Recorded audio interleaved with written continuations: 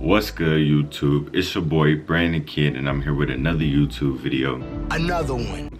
And today I'm gonna just be talking to you guys again. No, we're not gonna be shooting no guns today, just talking. I want to give a little bit of an educational video to you guys, especially with just gun laws changing in Michigan. So for all my new followers, if you guys do not know, I am a current CPL holder. So what that means is that I can conceal handguns in public, except for in restricted areas like just schools or like daycares, bars, places where alcohol is sold. Before we even go to apply for our concealed pistols license, you guys got to make sure that you're even legally able to get it. If you're not, then don't even go to the, don't even do it. You wasting your time. Jesus Christ. But still, you want to be 21 years of age, and you have to be a U.S. citizen or a lawful permanent resident. You have to have a valid Michigan ID, and you have to be a legal Michigan resident for 6 months. This video is mainly for Michigan. However, I'm willing to bet that all of the laws are pretty much the same everywhere else. You have to be 21, you have to have a valid ID, you have to be a resident for at least 6 months, etc. So without further ado, I'll go ahead into the first step of applying for your CPL. So the first step is that you have to go through a training course from a local range or wherever. You just search up CPL training course, you can find one. 9 times out of 10, there'll probably be one like within 10-15 minutes of you. So that's nothing to worry about. However, they do range from anywhere to $75 to $100+. It doesn't go over 120. I've seen some classes go for 120, which is ridiculous. But I mean, maybe they offer some things that my class didn't. I paid maybe $80 for mine, $79.99, so $80.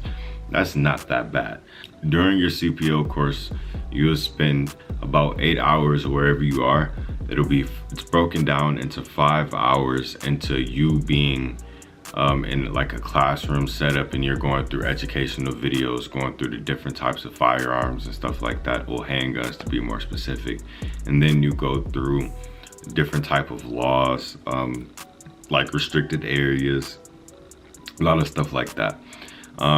I'll probably try to include a link that of the requirements for certification for your CPL that you have to go over in a class, but that's just like the classroom portion. And then after the classroom portion, you go into your range time, which is about 3 hours, just like an instructional period where they just help everyone get their grips together on the firearms, stuff like that. And you get into shooting. So with shooting, you have to lay 30 shots on the target. Just 30 shots, that's all you need on the target. I actually did my training with my SIG P320. If you guys haven't seen it, that's the previous video I just dropped. Go ahead, check it out. Got some range footage in that too. But yeah, so my SIG, both mags hold 15, so it's just like 15, boom, 15, and I'm done. It wasn't hard. So if you're just getting into firearms and you're going into your class and you want to train with your own firearm to get accustomed to it, I would say probably go with a lower caliber, like a 9mm, so you don't have to worry about the recoil and missing 30 shots. It's just so you be accurate. I mean, you don't have to worry about accuracy. The 30 shot, I guess I'll call it 30 shot test. It's not about accuracy or anything. It's just making sure that you're able to hit your target or the thing that you're aiming with your firearm. So what should you bring to your CPL training? So a lot of ranges, they won't include this because, to be completely honest, they're going to try to have you pay for like those things there. They don't really run, it really doesn't run that much at the range. I noticed that the headphones that I had was about the same price as the headphones at the range, the ear protection.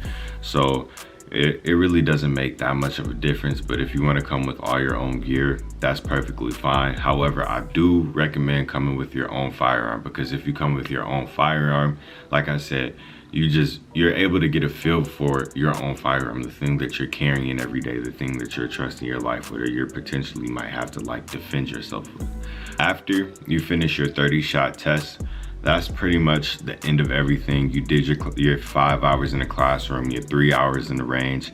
That's 8 hours altogether. So after all of that, you should get your certificate. I'll include my certificate in one of these corners. You guys will be able to see it. So with that certificate, you are now able to go to your county clerk's office to apply for your concealed pistols license. So during this process, you have to fill out the application, of course. And in this application, they just asking for your name and address and all that stuff, you know, just basic stuff, you know. And then they also want to know that you're a law-abiding citizen and that you don't have any previous convictions or anything like that. New laws in Michigan that were, I believe, passed in 2023 but came into effect in 2024 are now preventing people with domestic violence cases from owning firearms from 8 years of their offense, which I don't have a problem with. Like I said, I'm a law-abiding citizen. I don't get into nothing. I'm a suburban dude. After you filling out all your information in your application, you will get to the part to where you have to sign your application. Do not sign unless you are after you take the oath. Don't sign. If you do, you messed up the whole process and you show that you don't even need a CPL and that you can't read directions. So you might as well just take yourself home and not even think about getting a CPL because you don't need it because you can't read. You're not just wrong, you're stupid. Now wait just a minute. And you're ugly, just like your mum. After you finish filling out all of your information into your application, you will get to the portion of the application where you have to sign. In the instructions, it says do not sign. The person who hands you the application will tell you do not sign until you bring them back the application. And that is because you have to sign after you've taken the oath saying that you answered all of the questions to your best of the ability and that to your knowledge you're not lying about anything. After that, you sign, and then you can either do your fingerprints at the county clerk's office if they offer them. There was a $15 extra fee on top of the application fee. I actually have my receipt. Give me 1 second. 5 minutes later. So after you've taken the oath and you signed your application, it's now time to get to the payment and fingerprinting. Altogether, the application for your CPO cost $115. The fingerprint fee is included in the $115. Depending on your county, I think it might just be for all counties in Michigan, they have a service fee of $5, so it came up to $120 altogether. And that's not including how much I spent for my training which is from a whole separate company in itself. So after you've done your fingerprinting, you have officially applied for your Michigan concealed pistols license. With that being said, it will take up to 45 days to get to you. Don't be impatient like me and call and be like, yeah, have I been approved or denied? And they'll ask you like, has it been 45 days? And you go, no. And they say like, yeah, you're supposed to wait 45 days, you idiot. And they won't say it like that, but essentially that's how they'll sound, because like, you're supposed to wait 45 days. Don't get impatient. I applied for mine December 5th. I don't have my wallet, but I have my paper. I applied for mine December 5th and I received my notice of approval January 9th. So a little bit over a month. It wasn't the full 45 days, so I can't complain. It was pretty cool. If your CPO does not come within those 45 days, you are then legally able to use your fingerprinting receipt as your concealed carries license along with your state identification card or driver's license, just so you have a picture or just another form of identification to identify with that paperwork. So when you get pulled over, you're still legally liable to self-report that you are legally able to carry concealed, but you have to show that paperwork and your card just to make sure, show them that you doing it the right way type stuff. So that's pretty much everything on that. If you guys have any other questions, make sure, you know, drop them in the comments. I try to make sure I reply to everybody. Sometimes, you know, the job be kicking my butt. I'm tired of this, Grandpa. That's too damn bad! Whatever, you know, we still got to grind and get on. And like I said, this journey to be remembered. We're going to continue to make it one. Thank you for tuning in. Brandon Kid checking out. Peace. Oh yeah, and if you made it this far, I'm gonna give you a little sneak peek too.